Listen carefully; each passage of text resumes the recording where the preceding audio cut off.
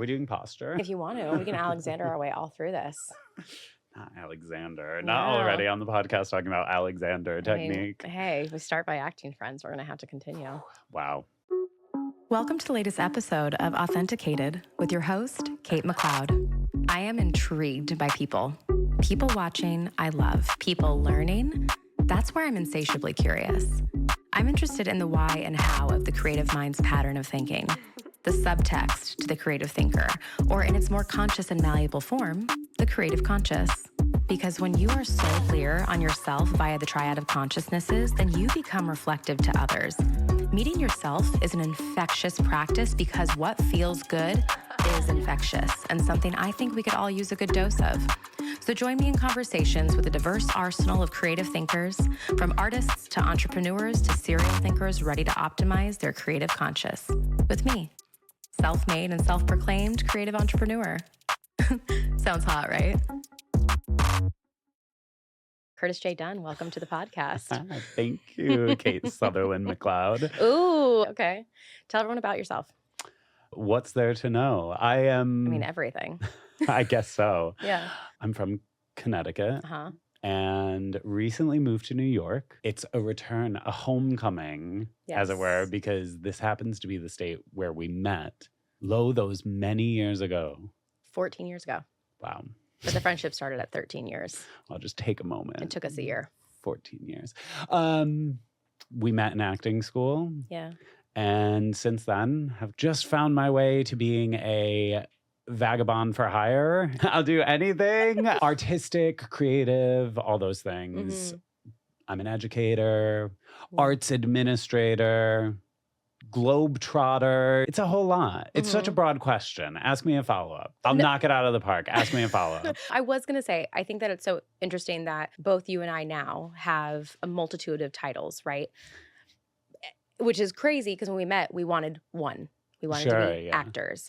But we have all these titles, but it makes so much sense for both of us. And we both are in the age of reckoning into acclimating into the new titles, but also defining what those titles mean exactly for us. It is interesting to think that there is this cycle after a decade of vagabondness, for lack of a better term, but just going around figuring things out, gathering information. And then now you and I are really putting our nose to the grindstone of making happen what it means to have all these different areas of expertise or interest or artistry and making them into something that supports our lives.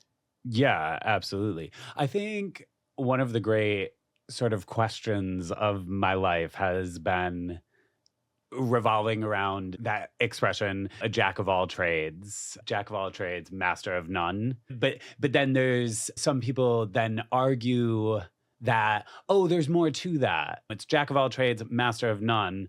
Better a master of none than a master of one, right? And so I'm always going back and forth on, do I agree with that first statement without that sort of additional thing? Or do I agree with the additional sort of idea of I'd rather not be a master at everything, but do as much as possible. I think for both of us, we're quite maximalistic people, right? Yes. So I think it would have been great to fall in love with a single thing and make that, I am an ice skater and that is my thing and I'm going to ice skate for my life. But instead, I just... there were so many options open and I keep going down and exploring different options and I'm happy with that, Yeah, well, I think also like having a decade of both of us figuring it out and just trying a bunch of different things. Because I also, going back, I would call you a master of certain things. Well, thank you. You're welcome. You've been interested in education, writing, being published as long as I've known you. You've always been interested in learning and expanding yourself. I mean, you were in the honors college. Hello. Adelphi's Honors College. First shout out on the podcast, perhaps any podcast. Perhaps any single one. Now at this time of solidifying more of what it is that we kind of have to like name what it is after we've gathered all this information. What do you think the next steps are that you foresee for yourself? Even just in actions of trying, not necessarily committing to any bit. Yeah, I guess this year has been a little... Yeah, there's been a lot going on this year, right? And I think I went into this year with a certain plan of how this year was going to go. And perhaps that's not the way it's going now. And so I'm in this sort of pivot moment where it almost feels like that thing of the world is my oyster. And so there are a million things I could do. And I think I've decided, or I'm actively trying to stay much more in the moment with it all. I think I am constantly somebody who is concerned about what's going to happen next, what the next thing is, what's the 5-year plan, what's the 10-year plan, what do I want, where do I want to see myself? And that has served me in certain ways.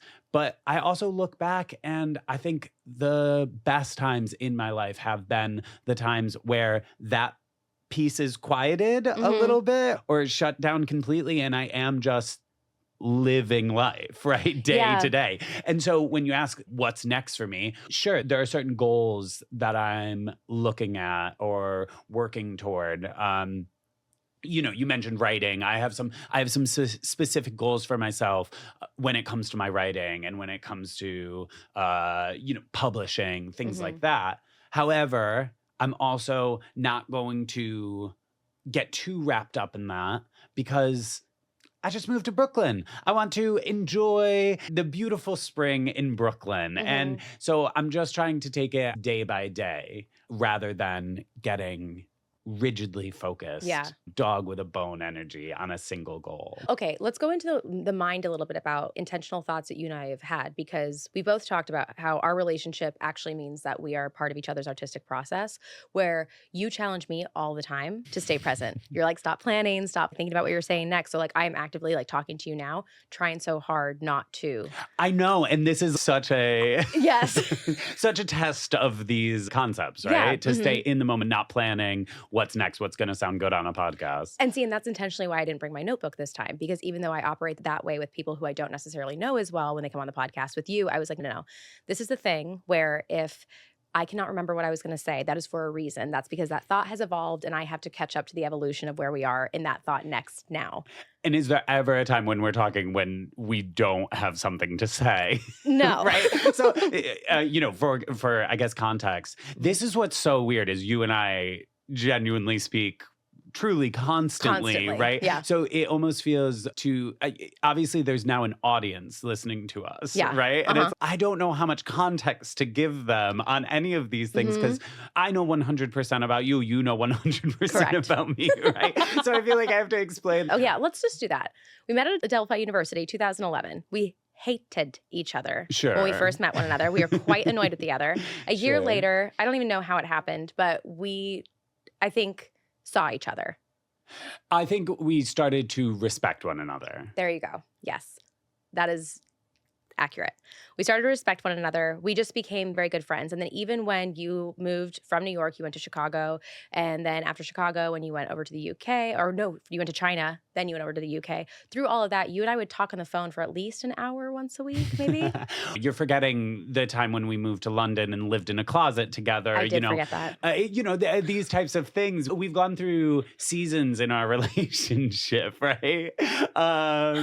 And I think throughout all of that, you and I have found a shorthand, I guess, and just a sounding board for one another.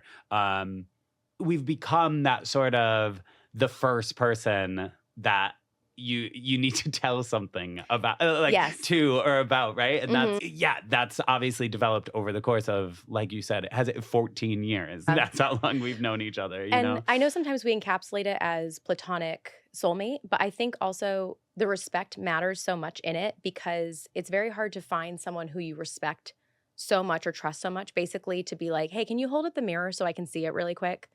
Can you like reflect back to me? Can you call me on it? Can you like see it before I'm going to see it? It's like the same way like for a self-tape for an actor.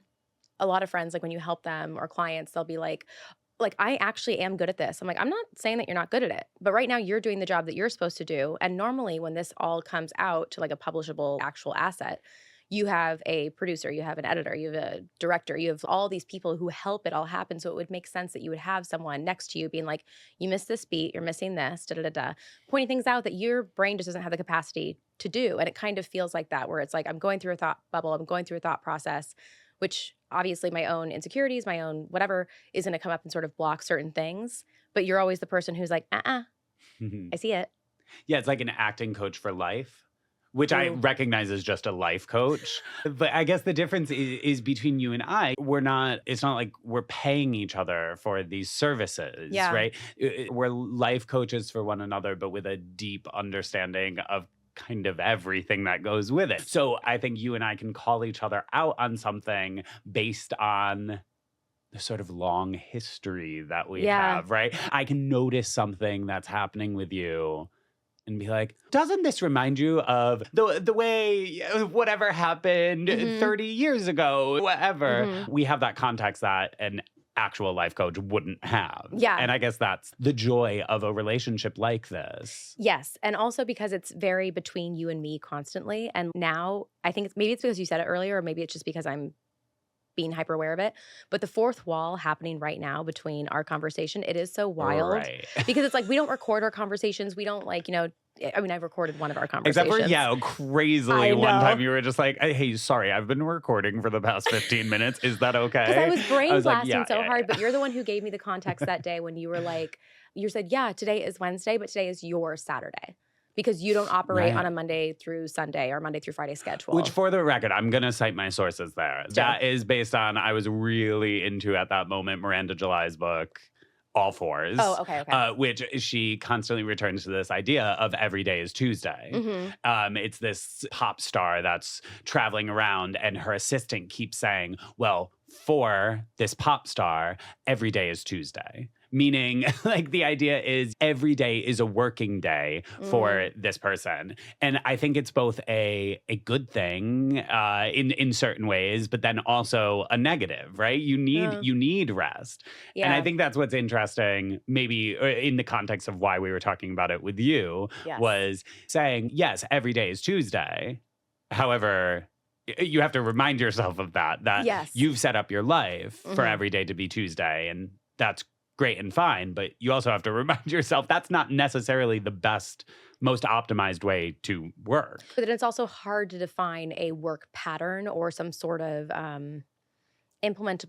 Is that a word? Implementable. Implementable. I think. Yeah, I think it is. Makes sense to me. We'll go with it. Anyways, but some sort of like daily structure. I think it's because I have this like need sometimes to be like, okay, even though this is something I'm doing right now, I still need it to make sense to other people so I can explain it later. And that's that forward thinking as opposed to the present thinking, where it's like instead of me just going, Monday through Friday and let everyone know, like, I have a job. I might be in the arts. I might be in creative entrepreneurship. I might be in any of these things, but like I need my receipts to prove to other people that my Monday through Friday, when like really, I just think about my art like literally constantly. I'm always thinking about creative thoughts. I'm always thinking about what I want to do and what I want to make. And like, it's the creative curse, it's right? the creative curse. Yeah. But it is hard because you've really been instrumental. One of the people who's been very instrumental in this for me to actually take a beat and be like, no, this is a day that we don't work because I actually do need rest. Yeah. I think you and I both do that thing of, what did I accomplish today? Yes. Right? I have to constantly be looking back on a day and reminding myself, you did do this and that and the other thing. You did get things done today. But I hold myself to these incredibly high standards of what should be done. And then I feel so guilty when I feel like I'm not doing enough. Right? And it's that I think that idea of every day is Tuesday makes that entire condition so much worse. Yes. And the what you're saying about being a creative person and working in the arts, right? Like it makes that condition so much worse because there aren't the normal boundaries. A banker's going to commute to work and go to work from 9 to 5 and leave work and go home and not think about banking anymore. I don't know. Maybe that's a bad example. Maybe bankers go home and think about banking. I don't know. What do bankers think about? It depends on what area of money they're in. But the point is like, you're saying you can't shut your creative mind off. No. So even if you're setting boundaries for yourself that, I'm only going to be working 9 to 5 today, that doesn't mean that you're not going to have a brilliant idea at 6 p.m. that you then need to get out. I forget what I was watching, but somebody was like talking about being creative, but actually talking about it in the sense of creation, right? Create. They just need to go. Oh, I remembered it now. It was that documentary I was telling you about, Porcelain War, Oh. which is, it takes place in Ukraine. Mm-hmm. And it's these artists in Ukraine, and they're saying, even in this war, even everything, we fundamentally cannot do anything except keep creating. Yeah. Because we are creative people. Mm-hmm. And I think that I understood the word creative before that, but it just reminded me that the root of that word is from to create. Creative people have this natural inclination to be creating something. And I jokingly said the creative curse or whatever, but it is a blessing and a curse that we have this thing, we're constantly pumping things out, but it's also a part of our brain that sometimes is really difficult to turn off. Well, it's also just, I think there has to be an acknowledgement there of just like, that's how my brain works. I'm just constantly creating. And then when we also have all these different routes of creation that we love, for you, a million things, for me, a million things, it's like, okay, well, if I leave one section of my brain and go to the other, it's still doing the same thing because the operation system is the same. Mm-hmm. And like, so I've tried to, recently I've been kind of trying on like trial and error, trying different days and structures where it's like I can break a day into quarters and be like, here are my goals for the quarters. Or I just like the one thing I'm going to do today, or I'm just going to do what I feel like today, knowing the list of things that I have to do. And then at the end of the day, I will prove to myself what I did. But I also don't want to get into a habit of like proving to myself. I do want to get into a habit of structure that actually enhances the creation. And getting to the root of like why any of that. Right? You know, it's like, is this what Picasso did? Oh my God, definitely not. You know, Definitely not to not. compare us to Picasso, but the point is trying to plan and forward plan is a way to just fend off the feelings of guilt that you haven't gotten enough done in a day, right? And instead of just waking up and being a creative person. Right? Yeah. And that is the constant push and pull of this, again, condition that we have, I guess. Yeah. So when you say that, I hear the fear, which I know is inevitable for me, where it's not matching up to my vision of how worthy I am or what I have to offer the world, or not making the impact I want to. But I also think that fear is just fear until you know the fear. So fear has like an unknown element to it. And we're not going to know until we have achieved these goals. We aren't even going to know what they look like until we're actually there. And when we're there, we already have other ones. We've completely forgotten what these ones are supposed to look like. I think I can logically come to the conclusion where I say, oh, this is just fear and duh. But for some reason, that habit still exists there. And it's just like hard to locate where that is sometimes for me to deconstruct it and then use it in a better way that's more valuable to me. Absolutely. Yeah. And it's that thing of, we constantly, as human beings, are living in our own behaviors, right? That we have learned how we're supposed to do these things consciously, subconsciously. You can really set intentions of, this is how I want to behave now, whatever it is. And I think you get comfortable in those behaviors, whether or not it's the most conducive to the creative experience, or whether or not it is the healthiest for you mentally, you know, whatever it is. I think about you saying breaking your day down into quarters and really planning out the day. And it's like, well, I bet you're really productive there. And I bet you get a lot done. But just because that's working, does that mean it's the most optimal? And who's to say? Yeah. And how are we to know? And like, you know, and it's all of those things. I think that's a misplacement of the energy of trying to find an answer that's not answerable. It's just really just to live in the question as opposed to arrive to the answer, because the answer also means the end means death. And if this is like a perpetual evolution, creation doesn't stop, because everything that is created continues to live in some capacity. Nothing just like ends, you know? Well, I mean, it's the classic, you know, energy forever. I don't know. Is that Einstein? Whatever. Like energy cannot, it has to go somewhere. It has energy to go can't somewhere. just, I think about all these things that are a moot effort towards this question that's not actually answerable. So once I get comfortable with that, first acknowledging that energy is being misplaced, and then bringing it back to me just staying in the right here and in the creation. And that really is, I think that's the brain gym for the creator, is to constantly be coming back to, how do we redirect the energy that we have in other directions to come forward into just right here, right now, what we are creating right now. But we're goal oriented, so it's hard to do that. For us. For us. Like, that's the other thing where I think in the context of this, it's difficult for even me to be separating out when we're talking about you, we, versus you and we, the royal you, the royal we, right? Mm-hmm. Talking about all artists, all creatives, whatever it is. You and I are very specific people that are very, I think both of us, you're a, you love like a science book. I love science. I know. And finances. You've got a very analytical side of your brain. And I think similarly with me, the apocryphal tale at this point of me ending up going to Adelphi is I applied to like 14 schools. And do you not know this? No, I know. I'm just surprised because I knew it was a lot, but 14 was the number of schools I applied to as well. Wow. I just think that's funny. What do you call it? A universal wink? Universal right? wink, yeah. Hey. But I think, so with those 14 schools, about half of them were acting programs that I was auditioning for or whatever.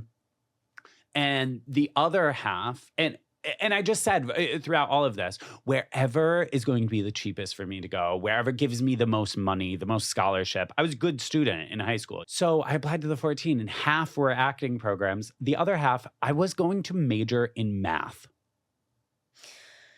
Which is just, I mean. I adore that. And I have to remind myself of these things that just because I ended up getting a BFA in theater arts with a focus in acting, which is technically what our degree is, by the way. I know. I still have this side of my brain that loves order and that loves when there's an answer, that loves a riddle that can be solved.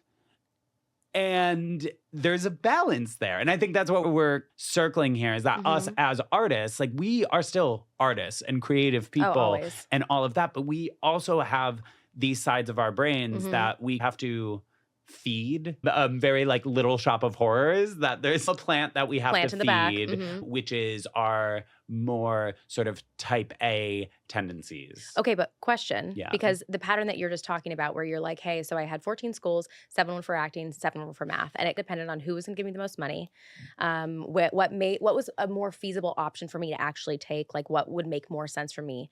But there is an element in that pattern that you're talking about where you do love an answer, you do love the, what was it? You said a riddle to solve. Absolutely. But some of that gives the answer away in 2 ways. So instead of you arriving to an answer on your own, one is to relinquish some of your power for someone else to make a decision on you. So it seems like there is actually like a both sides of balance where there is permission on both sides. But then also to have someone make the decision for you because you do give up some of your power there because you're saying, I need you to buy into this other side as well as myself, so we are in agreement. But you still do that pattern now with moving, with looking for jobs. Oh, yes. Go into more of that. Tell me more about that. Well, it's a condition. Yeah. I mean, it's, it's something I'm working on in therapy. But wait, like you should see me, the sort of mind games I play with myself in order to determine what I'm going to order at a restaurant.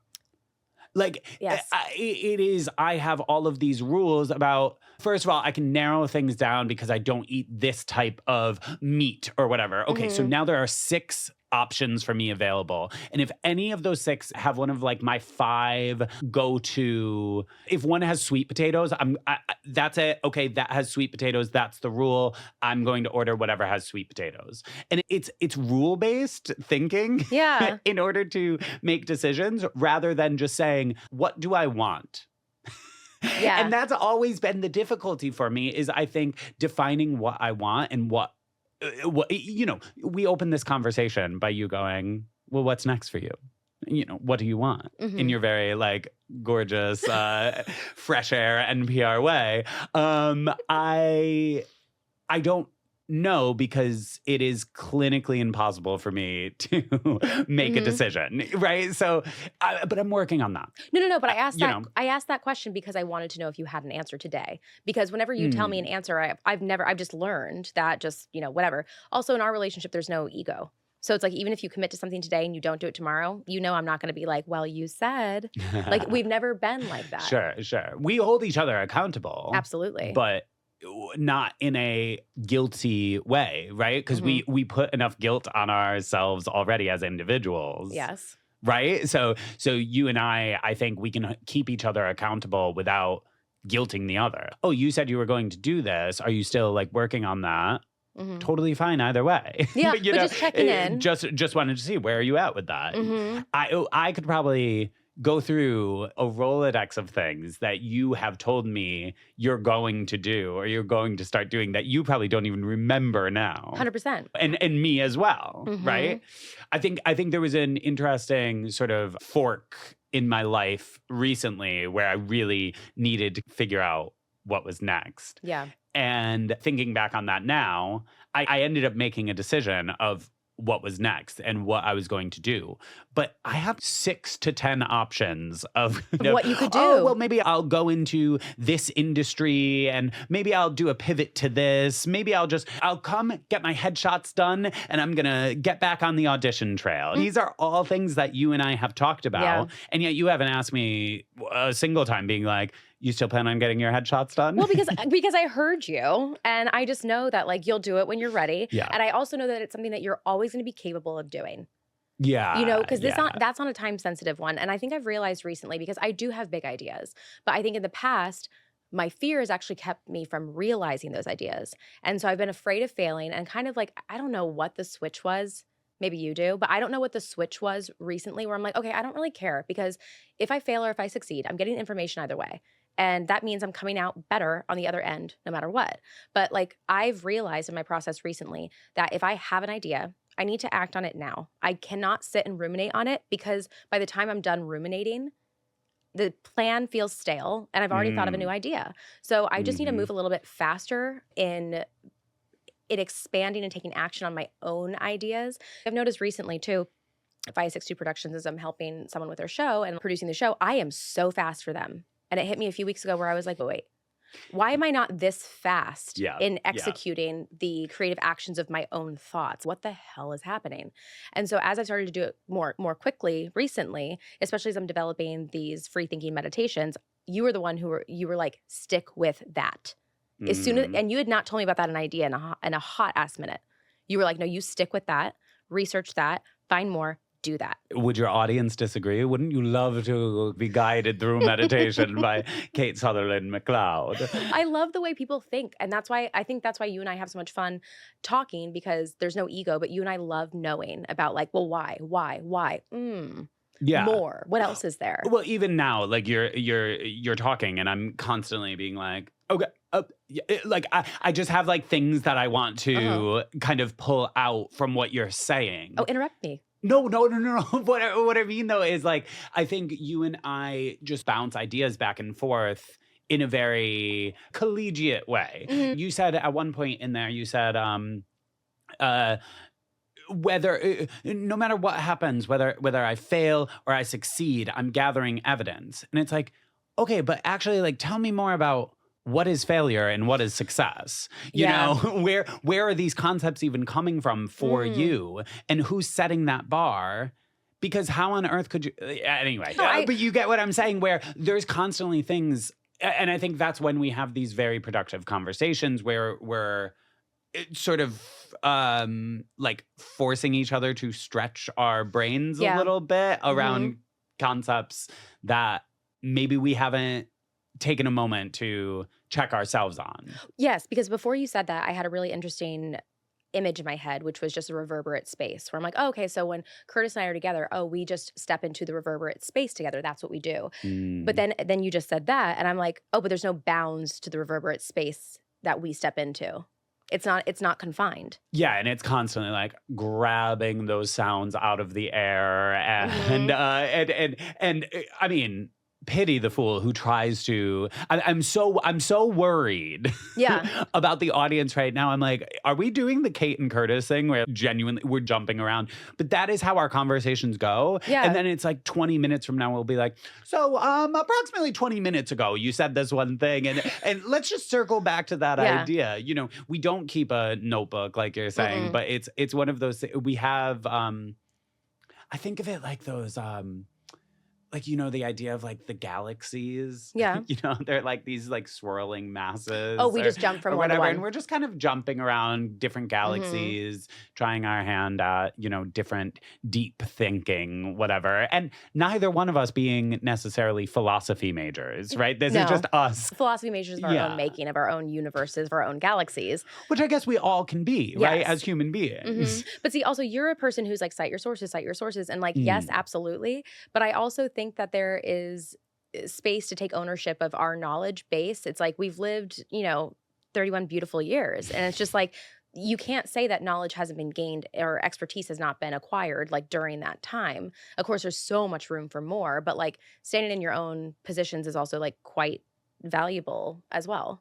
Absolutely. I think recently I've been sort of wrestling with the idea of I am my most evolved self right now. Yes, biggest self to date is what I've been saying.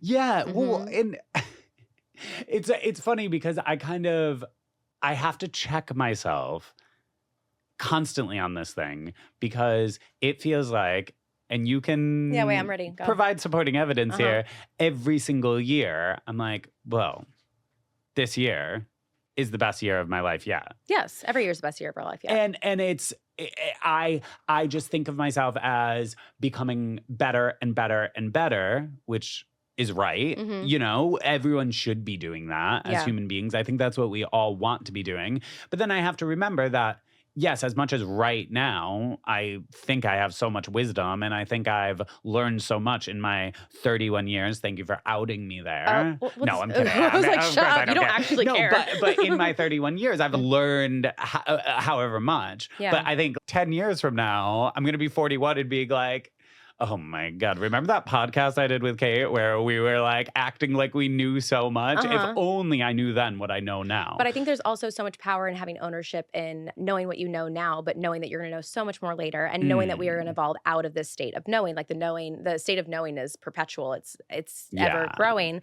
because you and I are like insatiably curious people. You and I are information gatherers through and through, always reading, always sending each other articles. Like you and I have so many interests. It's impossible for us not to grow every single day. You know, we won't recognize ourselves. We don't even recognize ourselves a year ago from now. You're the one who reminds me of that all the time. Whenever I get down on myself and I'm just like, oh my God, I'm not doing anything. You're like, need I remind you where you were a year ago? Yeah. It's hard. You didn't even have bangs. I know. They're here for a time, not a long time. No, absolutely. I you know, we're creatures of constant evolution. And I guess I'm pointing that out now just to say I'm not on some high horse here. I'm like literally you know, as a teacher, we often talk about different learning styles, right? And a lot of people are familiar with this, the idea of visual learners, auditory learners. You know, you hear through or you learn through hearing, and kinesthetic learners. You learn from doing. For me, I am oh God, I almost said oral learner. I like a verbal learner. So for me, the way I learn something is to talk it out and talk it through. Even right now, this entire conversation we had, I don't actually know that anything I've said is fact. It is just me kind of trying to work through these things in my head. Like this is how I learn and I grow. So I'm like saying these things as statements, but maybe, you know, 5 years from now, I'll look back and be like, that wasn't necessarily fact. That's just what I thought at the knew time to be true at the time or what I was working through at the time, again, verbally on a microphone for all the world to hear. Well, I also don't think that you and I are people who, if someone says, oh, that's wrong, we don't take that as an insult. We don't take that as, we don't get bruised from that. We go, oh, interesting. Tell me why. You and I would meet that with curiosity, which is why I think it's easier to be like here. And of course, we're not on high horses here, but it's like it's easier for you and I to have an active conversation and to say, well, let's sit, you know, this is what I think right now. Because very easily I could say, okay, but what if you thought this way? And then you'd be like, oh yeah, I could do it that way. Or if I say something and you're like, yeah, is that true? I'm like, you know what I mean? Like there's not. I desperately want to be challenged, like at all Yeah, times. please tell me you don't agree with me and tell me why. That's exciting to me. Yeah, sometimes I'm afraid I say things just to be challenged, like just to be provocative, and then nobody. You're like, no one's playing with me. yeah, and I'm like, wait, but I didn't actually mean that. Like I didn't actually. Yeah. Yeah, and I'm constantly. I wonder what that is though. Like constantly wanting to be challenged, you know. Well, I think that's the other half. I think that's the thing where like, you know, you don't want to play the game by yourself. You want others to interact. I think that's just like your own kind of invitation. Yeah. I even do it like with, you know, cultural hot takes, you know, a certain movie that everybody loves. And then I'll be like, well, I hate it. And it's homophobic. And then I'm like waiting for somebody to be like, it's not really homophobic. And I'm like, well... And then, okay, let's have a debate. But then nobody is picking up on my, like, you know. You're like, I'm planting these seeds and the thing's not growing. Yeah. Again, I'm like kind of doing it to be provocative, right? Yeah. You know? Yeah. But that's just seeking out more information. That's just being like interested. Sure. I think I am a deeply curious person, so I think I want that. When I say I'm being provocative or I'm trying to challenge, like you know, poke someone into challenging me or something like that. Like what it really is I think I'm trying to. I have a perspective on something and I'm trying to hear other people's perspective on it, right? Yeah. And that's what I'm trying to get out of it. I think what is so good about that is leaving room for other people. So it becomes a community thing. But it's actually, let me go back. Hold on. Say what you just said again. God, if only I could remember. I know. We do this thing where I have an idea and then I get there and then it hasn't evolved enough for it to stay with me. No, like the idea of like that challenge of being provocative in order because I am curious about what other people think about something. Yeah. Do you think there's a more direct way? Yeah, being like, what do you think about this? So why don't you do that instead? Who knows? Well, I think I do enough of that. I do enough of that already. It's there are like different ways to go about getting to how a person feels about something. I think if I went up to someone and I say, what did you think of this movie? They would be like, it was good. Right? I thought this performance was great. But if I go up to somebody and I say, did you find this movie homophobic? It's kind of, it's that more provocative thing. And I think that actually cuts to the root of it more, which is, will you talk about this specific aspect of this movie with me? And now I remember what I was going to say earlier, which is it's so important to me when I'm talking to someone, like you say, well, I'm doing it to be provocative. My usual question to someone who I wouldn't know as well would be, well, what does provocative mean to you? And in this context specifically, why is that the tool that you're using? Because it's so important to understand the why behind it, where it's like, well, because it's like when someone's like, oh, I'm just being devil's advocate. Okay, are you just being devil's advocate? Or are you trying to seek something else out of this? Like, I think there's actually better verbiage for that to get you what you want faster. Yeah. Well, I can't say I'm not a devil's advocate, you know, no, like you're the king of it. that is like a constant thing for me.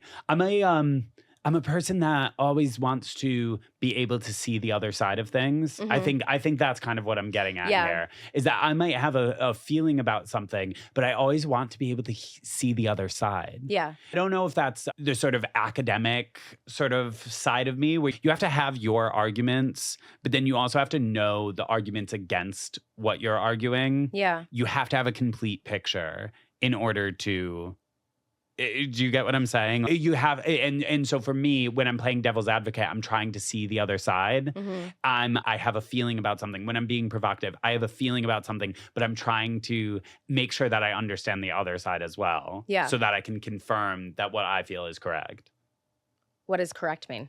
Well, that's true. There is, yeah, Yeah. right. Well, because you've been the master for me recently of getting me to reallocate the energy instead of saying, well, this is right and this is wrong. And you're like, no, Right, no. success or failure, Yeah, like I was just saying, yeah. exactly. It's like see the other perspective. And I've loved implementing that pattern into my day-to-day and my interactions with people and just like thinking, because it actually does give me so much more energy. Because for me to say, well, that's right or wrong for this person, then that's like kind of an end point. And that's like, so I'd rather just redirect that energy towards me and like and double down what I really think, and then be open to hearing other people's things, because right and wrong, I just don't think that's like usually helpful. No, right. No. I mean, any sort of black and white thinking is it just, it's not interesting. That is not the way the world works, No. even. You know, I think you and I have had conversations about there are people that we could really dislike, dare I say, hate, or something along those lines. For context, I'm trying to be a better person at the moment. So he's doing a really good job at it. I'm not hateful. Everyone's got good intentions, but that actually stems from somewhere, which is that we can really dislike someone and we can really hate someone, and there can be an absolute villain, but nobody walks around their own thinking they're a villain. No, even the villains don't. And that's what makes villains interesting, is that they don't do that. And I think it's better for me to seek understanding than to seek validation from right and wrong. Because even though people think black and white thinking, some people might think that black and white thinking is the most efficient way of thinking. It's not. The most efficient thing continues to run.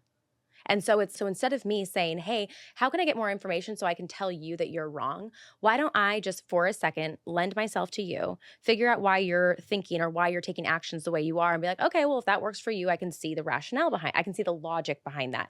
I don't have to implement it to my own life. I don't have to take it on as my own, but I think that's more of an interesting use of my time and my energy to understand your perspective and realize that you did that out of your own rationale than for me to like find reasons to tell you that you're wrong so I can tell you that I'm right and you're going to walk away still thinking I'm an asshole.